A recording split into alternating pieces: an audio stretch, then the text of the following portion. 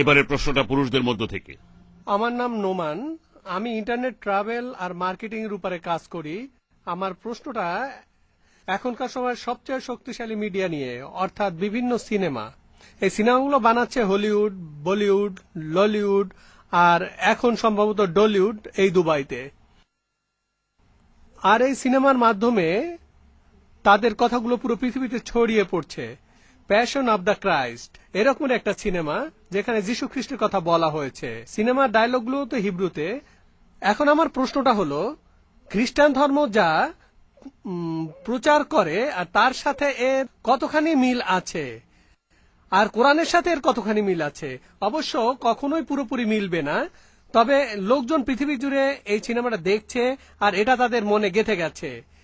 এবার আমার দ্বিতীয় প্রশ্নটা হলো, আমরা মুসলমানরা কিভাবে এই সিনেমা মিডিয়াকে কাজে লাগাতে পারি যাতে করে মানুষের মাঝে ইসলামের বাণী ছড়িয়ে দিতে পারি? যেমন ধরেন, একটা সিনেমা বানানো হয়েছিল দ্য মেসেজ। এই সিনেমা দেখে অনেক অমুসলিম ইসলাম গ্রহণ করেছিল, মুসলিম হয়ে গিয়েছিল। জাজাকাল্লাহ। ভাই, আপনি প্রশ্ন করলেন যে সিনেমার মাধ্যমে আমরা নিজেদের মতামত প্রকাশ করতে পারি, ধর্ম প্রচার করতে পারি। হলিউড, বলিউড আর এখন আছে ডলিউড। এটা নতুন শব্দ, এর মানে দুবাই মিডিয়া সিটি। আর আপনি প্যাশন অব ক্রাইস্টের কথা বললেন, এইসব সিনেমা সম্পর্কে আমার মতামত কি? ভাই, আমি প্যাশন অব ক্রাইস্টটা দেখিনি, যদিও আমার দেখার ইচ্ছা আছে। আমি এই সিনেমাটা দেখিনি।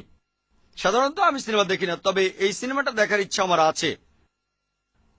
তবে এর উপরে রিপোর্ট পড়েছি, এই সিনেমাটা বানিয়েছিল মেল গিবসন। সেই সিনেমাটা অরিজিনাল ল্যাঙ্গুয়েজে বানিয়েছে। এটা নিয়ে অনেক সমালোচনাও হয়েছে, এটা যেভাবে বানিয়েছে।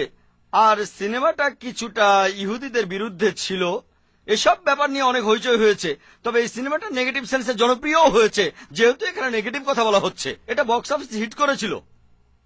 সিনেমাটা অনেক রেকর্ড ভেঙেছিল। মেল গিবসন অনেক টাকা ঝুঁকি নিয়েছিল, সিনেমা অনেক টাকা ইনভেস্ট করেছিল। সেটা ফ্লপ হলে তখন তার অনেক টাকা লোকসান হতো।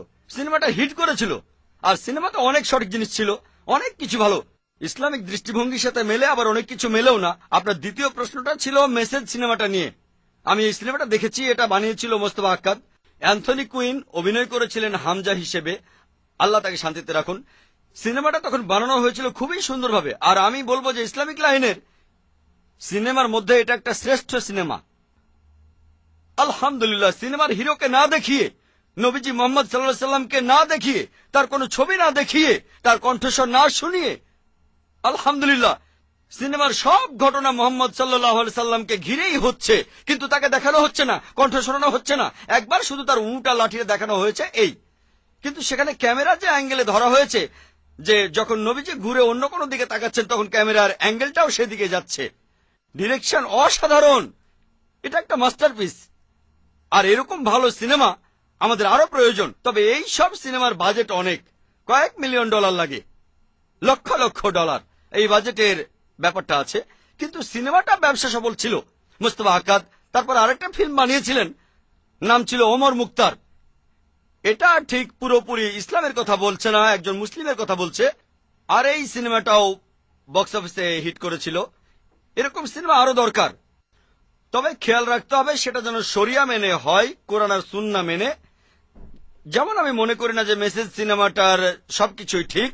সব মিলিয়ে সিনেমাটা ভালো, কিছু ভুল জিনিসও দেখানো হয়েছে, তবে সব মিলিয়ে সিনেমাটা ভালো। সামগ্রিকভাবে এটা ভালো। আমাদেরকে ইসলামিক শরিয়া মেনে এরকম সিনেমা বানাতে হবে।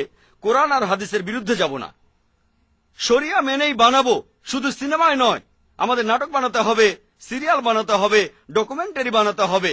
আর মিডিয়া জিনিসটা আসলে একটা সাদা হাতি। সাদা হাতি, সাদা হাতি। আপনারা হয়তো কোন বানেগা ক্রোড়পতির নাম শুনেছেন। আসল অনুষ্ঠানটা who wants to be a millionaire. প্রতি অনুষ্ঠানে $1 মিলিয়ন খরচ করে। মাত্র একটা এপিসোডে 4 কোটিরও বেশি রুপি খরচ করে। মাত্র একটা এপিসোডে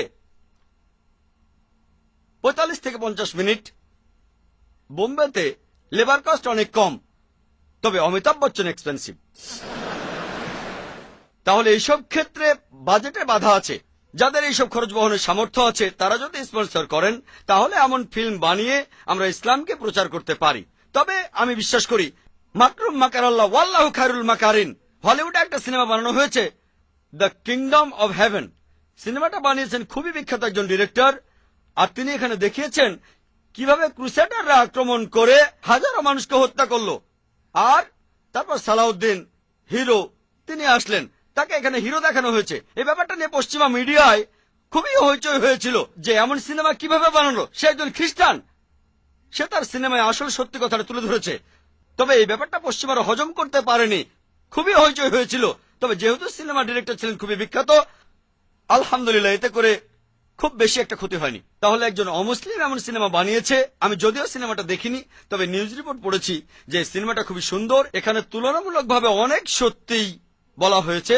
এমন সিনেমাকে উৎসাহিত করতে হবে। আশা করি উত্তরটা পেয়েছেন।